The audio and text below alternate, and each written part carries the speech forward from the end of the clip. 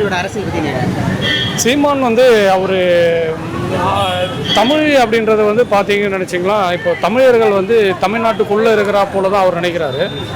சீமான் ஒரு நல்ல தமிழ் லீடர் இருந்தாலும் தமிழர்கள் வந்து கர்நாடகாவில் 25 லட்சம் பீப்புள் இருக்காங்க, பாம்பேயில் இருக்காங்க, டெல்லியில் இருக்காங்க.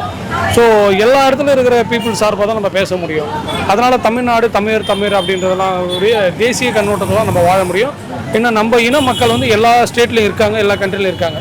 ஸோ அந்த சித்தாந்தங்கள் கொஞ்சம் அவர் மாற்றணுன்றது தான் கருத்து. ஏன் அவருக்கு வெற்றி வாய்ப்புங்கிறது கிட்டவே இல்லை, என்ன காரணம்? இல்லை, அவர் வெற்றி வாய்ப்புக்கு உண்டான விஷயங்களே அவர் பண்ணலை அப்படின்றது தான் அவருடைய காரணம். ஏன்னா அவர் சூழ்நிலைகள் வந்து அவரே வந்து தனி ஆவர்த்தனம் பண்ணுறாரு, அது சரியானதாக இல்லை.